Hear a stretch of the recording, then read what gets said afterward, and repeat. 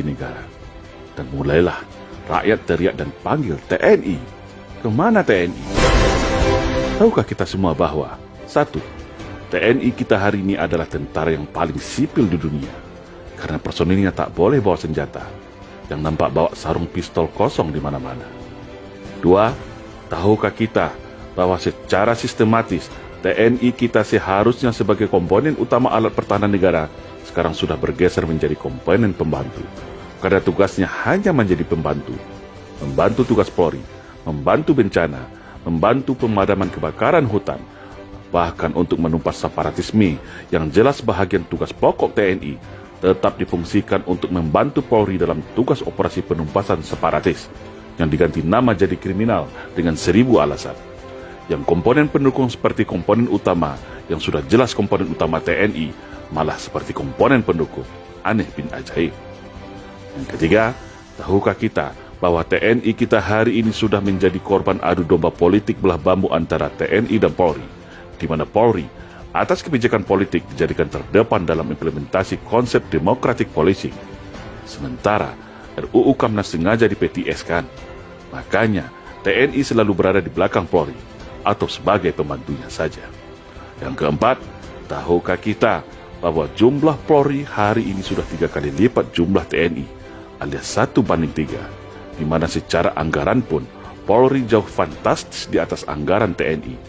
Tapi yang digemborkan kepada publik anggaran Kementerian Pertahanan yang paling besar. Padahal setelah dibagi berdasarkan matra, jauh di bawah anggaran Polri. Yang kelima, tahukah kita saat ini secara kedudukan hukum Polri begitu spesial langsung di bawah Presiden, sedangkan TNI berada di bawah Menteri Pertahanan. Artinya, secara strata hukum dan jabatan, Polri setara dengan Menteri, sedangkan TNI di bawah Menteri. Yang keenam, tahukah kita bahwa sudah hampir semua peran TNI saat ini sudah diambil alih oleh polisi, termasuk peran pembinaan teritorial, cipta kondisi dan pasukan kombatan. Yang ketujuh, tahukah kita bahwa secara persenjataan organik, hari ini Polri lebih canggih daripada senjata organik TNI. Senjata pasukan Densus 88, Gegana, dan Brimob, Polri lebih canggih daripada senjata Batalion Infanteri Raider sekalipun. Yang kedelapan, tahukah kita saat ini ada namanya istilah multifungsi Polri yang melebihi peran dwifungsi ABRI era Orde Baru yang dulu kita caci maki. Saat ini peran polisi sangat dahsyat dan luar biasa. Sampai ada anekdot yang beredar, NKRI adalah kepanjangan dari Negara Kepolisian Republik Indonesia. Yang kesembilan, tahukah kita saat ini tak jelas lagi batas antara dimensi pertahanan dan keamanan, di mana seharusnya jelas mana yang tugas pokok TNI sebagai komponen utama pertahanan dan mana tugas Polri sebagai komponen pendukung. Yang ke-10, tahukah kita saat ini fungsi teritorial TNI sudah diberi tak jelas lagi fungsi dan tugasnya.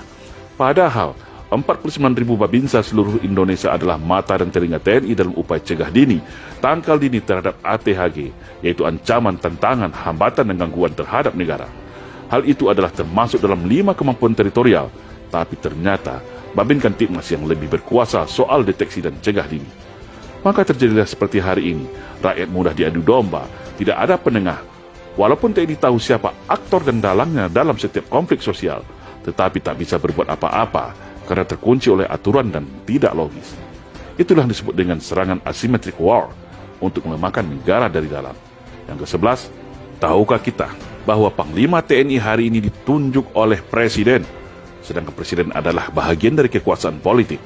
Bayangkan, apabila kewenangan politik ini disalahgunakan untuk mengkooptasi TNI agar manut dan tunduk kepada kehendak kekuasaan, bukan kepada rakyat dan negara lagi.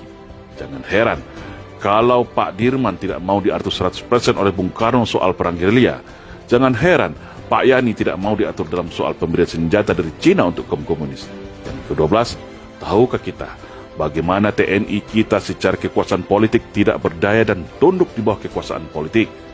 TNI tunduk pada kekuasaan supremasi sipil, tapi anehnya dan kontradiktif, Polri yang katanya sipil bersenjata mempunyai pasukan kombatan, peralatan tempur mutakhir, sehingga di dunia boleh dikatakan Polri adalah polisi yang paling militeristik di dunia saat ini, sampai memerangi terorisme dan separatisme yang seharusnya tugas TNI juga diambil oleh Polri.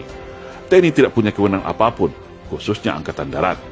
Yang ke-13, tahukah kita kalau TNI hari ini secara institusi terikat oleh undang-undang dan secara individu terikat oleh Sumpah Sabta Marga.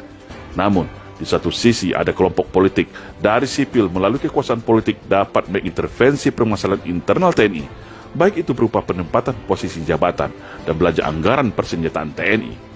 14. Sadarkah kita, slogan sinergitas TNI Polri hanyalah cara halus mengikat TNI ke belakang, tetapi memberikan kekuasaan luas kepada Polri di depan. Logikanya, buat apa dulu TNI Polri dipisah, lalu saat ini diikat lagi dengan bahasa sinergitas? Kan jadi aneh dan menimbulkan tanda tanya besar. Sinergitas artinya tetap di bawah kendali Polri. Nah, semua penjelasan di atas adalah baru beberapa bahagian yang menjadi beban tugas, beban moral, beban psikologis mental prajurit TNI dalam menunaikan bakti pada negara.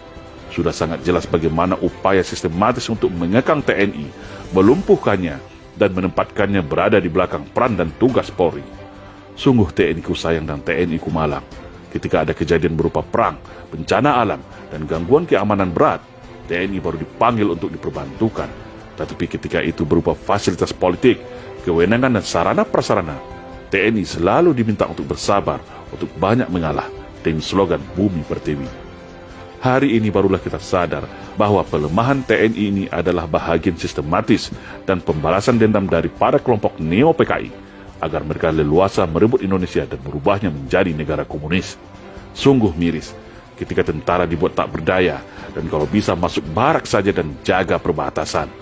Namun ketika negara sudah sekarat, baru semua teriak dan panggil nama TNI. Ketika semua peran TNI diambil, lalu terjadi konflik polemik yang tidak terkendali lagi, baru panggil TNI. Kemana TNI? Yang enak buat Polri, yang susah dan berat baru TNI, yang disalahkan TNI, yang dipuja-puja Polri. Inilah yang dirasakan oleh para keluarga besar TNI hari ini. Dan itulah yang kita maksud sudah terjadi infiltrasi politik belah bambu untuk memecah TNI dan Polri. Satu diangkat, satu diinjak. Dan strategi ini baru sekarang kita sadar adalah bahagian infiltrasi politik para anak PKI yang berhasil menyusup secara halus mempengaruhi putusan politik pasca reformasi. Lalu siapa lagi yang akan jaga bangsa ini dari upaya infiltrasi ke masyarakat untuk adu domba, hasut-menghasut, dan berupa perang narkoba atau lainnya yang tujuannya untuk melemahkan Indonesia dari dalam? Sungguh TNI ku sayang, TNI ku malang. Semoga bangsa ini tersadar dan mengembalikan jati diri TNI sebagai tulang punggung negara.